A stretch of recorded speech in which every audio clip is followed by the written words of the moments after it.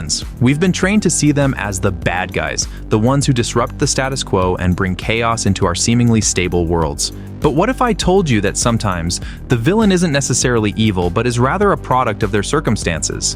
What if some of these villains have motives that aren't as black and white as we'd like to think? Take Tai Lung from Kung Fu Panda, for example. At first glance, he seems like a standard villain, power-hungry, menacing, and destructive.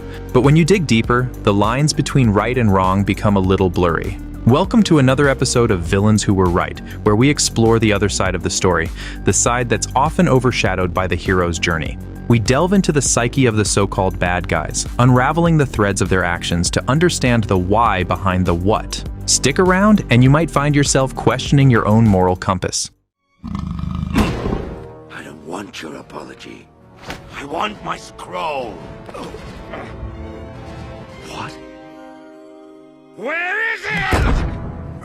If the villain is created, not born, then Tai Lung's journey starts off as a promising one, filled with aspiration and ambition. Brought into the Jade Palace as an orphaned cub, he was raised by Master Shifu, who saw unlimited potential in him. Tai Lung was the epitome of talent and discipline, mastering every kung fu technique thrown at him with unprecedented ease. It wasn't merely his physical abilities, but also his mental tenacity that set him apart.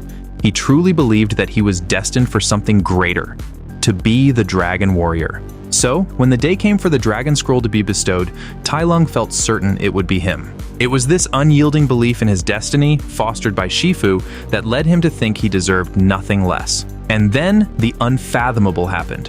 Master Oogway, the wise old tortoise, saw darkness in his heart and denied him the honor. How would you feel if your destiny, something you had worked so hard for, was snatched away because someone else decided you were unworthy? Tai Lung was crushed, humiliated, and ultimately incarcerated for 2 decades in a maximum security prison, designed just for him. All of these factors contributed to his transformation from a dedicated student to a vengeful beast. Isn't it ironic that the very mentors who trained him, who fostered his extraordinary abilities, are the same ones who branded him a villain? How much of Tai Lung's descent into darkness can be blamed on him, and how much of it rests on the shoulders of his mentors?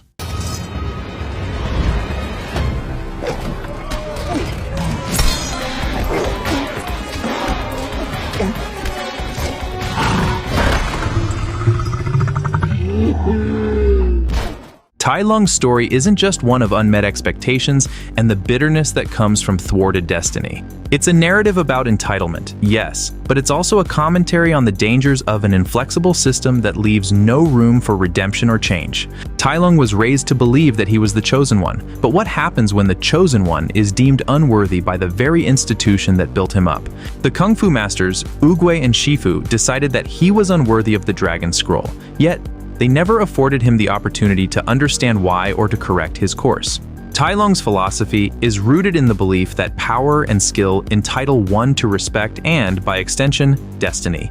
In his mind, he had done everything right. He wasn't morally corrupt, he was systemically failed. Tai Lung had no other ethical or moral frameworks presented to him. He was a prodigy in a single-minded institution that suddenly rejected him. This begs the question, is it his fault for adhering to a flawed philosophy, or is it the fault of those who indoctrinated him into believing it? When he fights Po, it's more than just a clash of fists and fury, it's a collision of ideologies. Tai Lung believes in a meritocracy where skill determines worth. On the other hand, Po embodies the idea that worth is inherent, not earned. The Dragon Scroll's emptiness, its nothing, reflects this. In that moment, Tai Lung's belief system collapses, not because it was inherently evil, but because it was incomplete. Tai Lung was not a villain for the sake of being a villain. His actions were the result of a rigid and unforgiving system clashing with a philosophy that, while flawed, was not entirely unjust. You were not meant to be the Dragon Warrior. That was not my fault. Not your fault? Who filled my head with dreams? Who drove me to train until my bones cracked? Who denied me my destiny? The world of Kung Fu Panda is one where destiny and self-worth are intertwined. Tai Lung's presence serves as a catalyst that forces other characters to confront their own ideals. Take Master Shifu, for example. Tai Lung was his star pupil, almost like a son. The disappointment he feels in Tai Lung's downfall parallels Tai Lung's own disillusionment. Shifu's guilt over Tai Lung's imprisonment and eventual escape impacts his ability to be an effective mentor to Po. It's as if Tai Lung's shadow looms over the Jade Palace, affecting everyone within its walls, even years after his imprisonment. And let's not forget the Furious Five. Initially, they look down on Po, seeing him as undeserving of the title of the Dragon Warrior.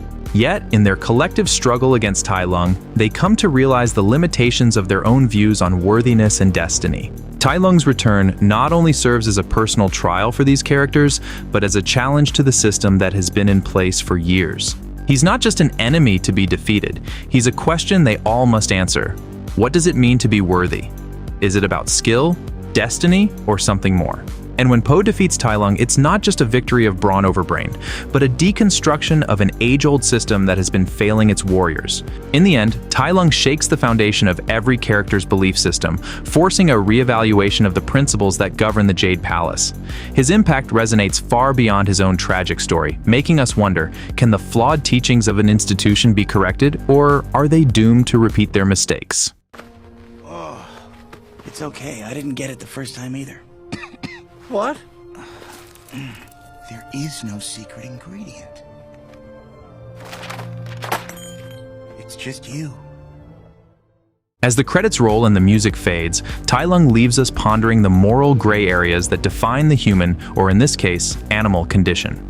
His journey serves as a cautionary tale that challenges our concept of villainy, inviting us to delve deeper into the complexities of his motivations and actions. In a sense, Tai Lung becomes the mirror against which the characters, and by extension, we the audience, examine our own moral codes and life choices. But this reflection also serves as a harsh reminder that morality isn't always clear-cut. In a world that often wants us to choose sides quickly, to categorize people as good or bad, Tai Lung asks us to pause. Are our ethical frameworks built on just and equitable foundations, or do they merely perpetuate the status quo? Is justice really served when we cast away those who don't fit into neatly defined boxes? Do we give people room to grow and change, or are their fates sealed the moment they err? Is redemption a right or a privilege? And if it's a privilege, who gets to decide who is deserving? The compelling journey of Tai Lung is a striking reminder that our beliefs are often molded by the narratives we're told, and it's only when we begin to question these narratives that we uncover the multifaceted truths that lie beneath the surface. So, the next time you find yourself quick to label someone a villain, remember Tai Lung. What if the real villain is the society that shaped him? What if the real villain is within us all? Ask yourself, what would you have done in his place? Until next time.